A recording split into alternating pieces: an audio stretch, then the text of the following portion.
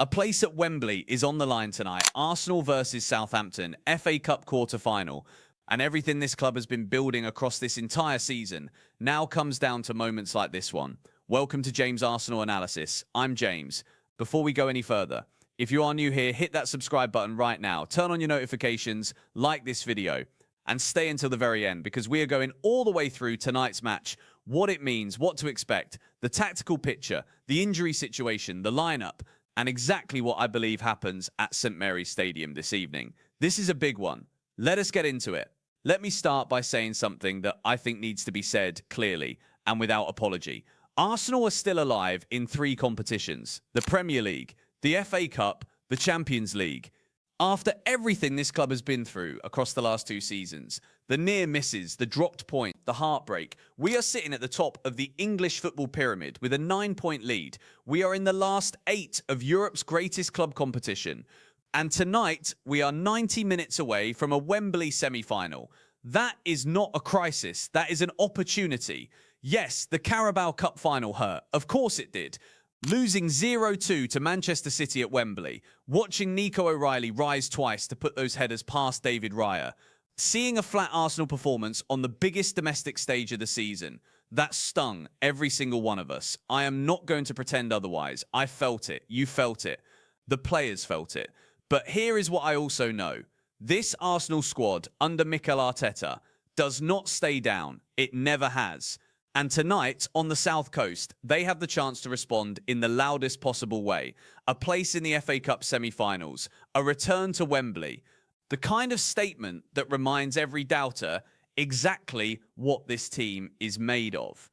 Now, let us talk about the elephant in the room, because no Arsenal preview right now would be complete without addressing the injury situation. Honestly, it has been a chaotic international break for this football club. 10 players, in one form or another, pulled out of international duty or were sent back early to Arsenal for assessment. 10. That is not a number you see very often, and understandably, it has caused a storm in the media. There have been questions about whether Arsenal are managing their players' minutes too aggressively ahead of the run-in. There have been cynical voices suggesting the club is deliberately resting players under the cover of fitness concerns. Arteta addressed all of this at his press conference this week, and I thought he handled it with real composure. He said something to the effect that when players are fit and available, they should play for their national teams, and that this squad is full of players who are proud to represent their countries. He was clearly guarding his own information carefully. He did not confirm availability for a single one of the doubters, but the tone was not one of panic. It was one of a manager who knows exactly where each of his players is, physically, and is choosing his moment to reveal the hand. So let us go through the confirmed picture as it stands right now. Mikel Merino is out for the season. Foot injury. That one has been known for some time, and it is a real blow because Merino has been a genuinely important player for this team. His energy in midfield, his ability to operate both as a ball carrier and a defensive presence, that combination is hard to replace. He will not be involved tonight, and he will not be involved for some time. That is confirmed and final. Eberechi Eze is out tonight. Confirmed by Arteta himself. He picked up a calf problem in the second leg against Bayer Leverkusen in the Champions League round of 16, and he missed the Carabao Cup final as a result. The manager was typically honest, but deliberately vague about a return date, describing Eze as a special character and saying he genuinely cannot put a finger on the timeline. The hope is that he returns for the later stages of April, potentially the home fixture against Newcastle on the 25th. But tonight, we will not see him. Noni Madueke is a serious doubt. He picked up a knee injury while on England duty and was seen in a knee brace after the game. Arteta confirmed the scan had not yet taken place at his last press conference, which tells its own story about the timeline. The concern around Madueke is significant given what happened to his other knee previously. And the manager acknowledged that it looked bad initially and that Madueke himself was worried. Whether he features tonight remains deeply uncertain. Pierre Hincapié is out for this game. The Ecuadorian fullback pulled up during international duty and has not recovered in time to be in contention. No confirmed return date has been provided. Martin Zubamendi is another significant worry. He suffered a knee injury after coming on as a substitute for Spain against Serbia during the break. He has been seen at the Arsenal training ground with strapping on his knee, but no timeline for return has been offered. He looks a serious doubt for tonight and potentially beyond. Now here is where it gets more complicated and more interesting. Martin Odegaard is in contention to return tonight. He has been sidelined since injuring his knee in the Brentford game in February, a month on the sidelines that has genuinely been felt across results. Arsenal without Odegaard operating at full capacity are a different machine, and his absence has created genuine gaps in the creative department. Norway manager Ståle Solbakken confirmed publicly that Odegaard's return to Arsenal action is within reach, and Arteta acknowledged that the captain is in contention to be in the squad. Whether he starts or comes off the bench, just having him available is a psychological boost as much as a tactical one. Jurrien Timber is also in contention. He withdrew from the Dutch squad after missing the Carabao Cup final with an ankle issue, and he has been working his recovery at the training ground throughout the break. Arteta expressed hope that Timber would be ready, and the messaging from the camp has been more optimistic than cautious. He is in contention. Leandro Trossard pulled out of the Belgium squad with an unspecified minor issue, but multiple reports confirm he is expected to be available tonight if needed. The sense is that his injury is minor, and that the international break came at a useful time for him to get it settled. William Saliba had ankle issues before the break and needed roughly 10 days of rest to manage the problem properly. The expectation is that he returns fit and available tonight. Saliba's importance to this back line simply cannot be overstated. The level of defensive assurance he provides is one of the foundational reasons Arsenal have been so hard to beat this season. Gabriel Magalhaes withdrew from the Brazil squad with a knee concern, but is similarly expected to be fit tonight. If both Saliba and Gabriel are available, Arsenal's defensive line looks considerably more settled than the worst-case injury scenario suggested a week ago. Bukayo Saka and Declan Rice are the two biggest uncertainties going into this game. Both withdrew from England training during the break, Rice having initially been given extra rest before also pulling out. Saka similarly stepping away before returning for assessment at Arsenal's training ground. Arteta was asked directly about both players and gave nothing away. He was deliberate, composed, and almost playful about the level of detail he was willing to share. What I can tell you is that the reports I have seen suggest cautious optimism about at least one of them featuring tonight. Arteta also has one eye on Tuesday's Champions League first leg at Sporting CP, which creates a natural temptation to manage minutes carefully tonight. That is the reality. There is depth in this squad. There is quality available even with the absences. But there is no question that tonight's lineup will look different from what many of us would consider Arsenal's strongest 11. And that actually brings me to something I find fascinating about this game, because Southampton are not a pushover. Not even close. Let me give credit where it is genuinely due. Tonda Eckert has done something remarkable at this football club. He walked into St Mary's in November as an interim, took charge of a side that had been badly adrift under Will Still, and has proceeded to put together a 14-game unbeaten run across all competitions. 14 in all competitions, they have climbed to 6th place in the Championship and are firmly in the playoff race for an immediate return to the Premier League. Eckhart is a young German coach, and everything about his work at Southampton this season speaks to genuine tactical intelligence and man management quality. He has got a clear identity, a clear system, and a squad that has bought fully into what he is trying to do. That kind of collective belief is worth more than individual quality in isolation. When a team believes in each other, they are dangerous. Their FA Cup run tells you everything you need to know about their mentality. They knocked out Doncaster Rovers, then Leicester City, and then came to Craven Cottage and beat Fulham 1-0 in the round of 16. A Premier League team. On their own ground. Southampton won. That is the level of confidence flowing through this group. They will line up tonight in a 4-2-3-1. Daniel Peretz in goal, the Bayern Munich loanee who has transformed their defensive record since arriving in January. The back four of James Bree, Nathan Wood, Taylor Harwood-Bellis and Ryan Manning. In the double pivot, Kaspar Janda alongside Oriol Romeu. Romeu being a former Barcelona and Swansea man who brings real experience to that midfield engine room.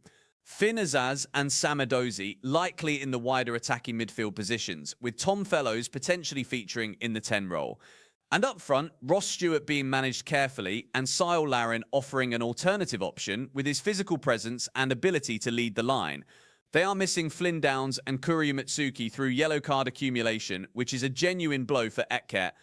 Those two bring energy and tenacity to that midfield, and without them, the double pivot is slightly less combative than their best version. Jack Stevens, the captain, is also doubtful with an ankle problem sustained in training, which affects their defensive leadership. Mads Rorslev is out for the season entirely following his knee injury.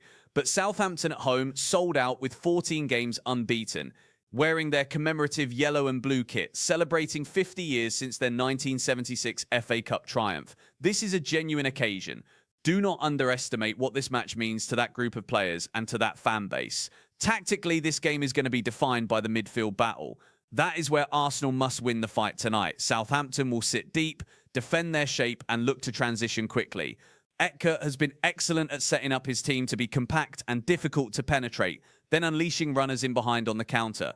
Against a makeshift Arsenal midfield that may be missing several of its usual personnel, that threat is real. For Arsenal, the key is breaking Southampton's defensive structure down patiently. They will need width, they will need movement between the lines, and they will need whichever creative midfielder operates in that 10 role to be sharp and decisive in tight spaces. If Odegaard is fit enough to start or to come off the bench, that changes the dynamic significantly. His ability to pick passes through compact defenses, to shift the tempo at exactly the right moment. That is precisely what Arsenal will need against a well-organised championship side that will defend for their lives. Kai Havertz provides another dimension. He scored for Germany during the international break and arrives in decent form and good spirits. Havertz in a central role, dropping deep to link play and then arriving late into goal-scoring positions is one of Arteta's most reliable tactical tools in big games. His efficiency this season, particularly in the Champions League, where he has been directly involved in multiple goals, suggests he will carry real threat tonight. Victor Gyökeres is the name on everyone's lips across Europe right now, and rightly so. 15 goals in all competitions for Arsenal this season, including 10 in the Premier League alone. He has been the statement signing of the summer, the forward who finally gave Arsenal that relentless, physical, dynamic presence through the middle that they had been searching for across multiple transfer windows. Gyökeres against Nathan Wood and Taylor Harwood-Bellis. Championship defenders, however capable and however well organised, is an individual matchup that Arsenal will look to exploit.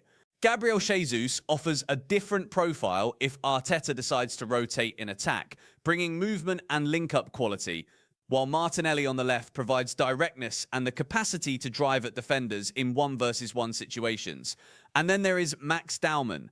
The teenager has already made an impression this season, getting minutes in league football and showing that Arteta trusts him when the rotation is required.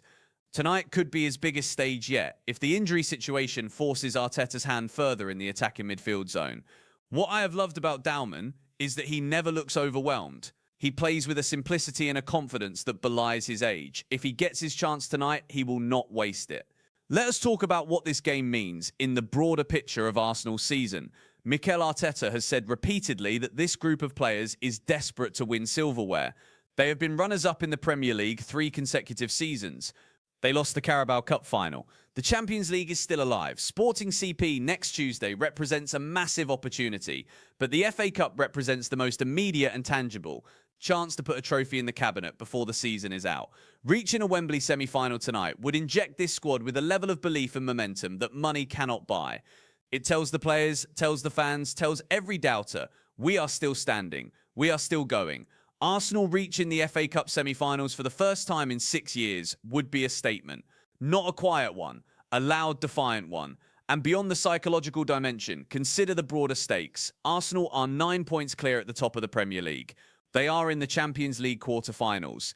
A potential domestic cup final in May is the kind of extra incentive that drives squads to dig deeper in every training session, every preparation, every moment of doubt. This is not just a cup run. This is the foundation of something that could define the Arteta era entirely. Now, I want to address the people who have been talking about an Arsenal wobble. The voices suggesting that the Carabao Cup final defeat to City exposed something fragile at the core of this team. I understand why those questions are being asked. When your quadruple ambitions disappear in a 20-minute spell at Wembley, when 2 headers from a teenager called Nico O'Reilly are enough to sink you, when the performance is below the standard you set for yourselves, the questions are legitimate. I am not dismissing them, but I want to put that result in context. Arsenal played that final without Odegaard, without Timber, with a list of injury concerns hanging over the squad. They faced a Manchester City side that, whatever their domestic league struggles have been this year, remains capable of producing elite football in isolated big moments. That 20-minute second-half sequence where City dominated was vintage Pep Guardiola.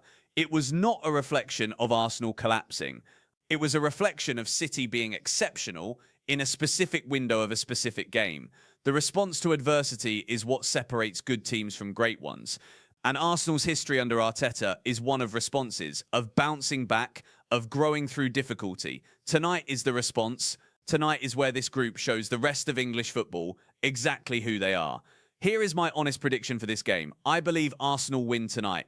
I believe the quality in this squad, even accounting for all the injury uncertainty, even against the Southampton side on the form of their lives, is enough to get through. Southampton will make it competitive. Etka is too good a coach, and his side are too well organised to simply roll over. There will be pressure. There will be moments in this game where St Mary's roars and where Arsenal will need to hold their nerve. That is the nature of a cup quarter-final on the road against a team with everything to gain and nothing to lose. But I trust this group. I trust Arteta's preparation. And I believe that when the key moments arrive, and they always do in these games, Arsenal will have enough. I am going for Arsenal to win tonight and book their place in the FA Cup semi-finals. A return to Wembley and one step closer to a trophy that this football club desperately deserves. Before I wrap up, let me say something directly to every Arsenal supporter watching this right now. This is your moment too. The players need to feel us behind them tonight. Whatever is happening with injuries, whatever noise has surrounded this international break, whatever doubts have crept in, tonight you park all of that outside St Mary's Stadium and you believe we are Arsenal. We are top of the league. We are still in Europe's biggest competition. And tonight we are 90 minutes from Wembley. This is exactly the kind of night you watch football for. The kind of night where everything becomes clear, where the real character of a team reveals itself under pressure, under scrutiny, under the brightest light. I will be right here with you every step of the way. If you have not yet subscribed to James Arsenal Analysis, now is the time. Hit subscribe, hit the like button on this video. Drop a comment below, tell me your prediction for tonight, tell me who you want to start, tell me how confident you are feeling. I read every single one. And make sure your notifications are turned on because the moment this game ends, I will be back with the full reaction, the full analysis, and everything you need to know going into Tuesday's Champions League first leg at Sporting CP. Tonight, we go again, together. Come on, Arsenal.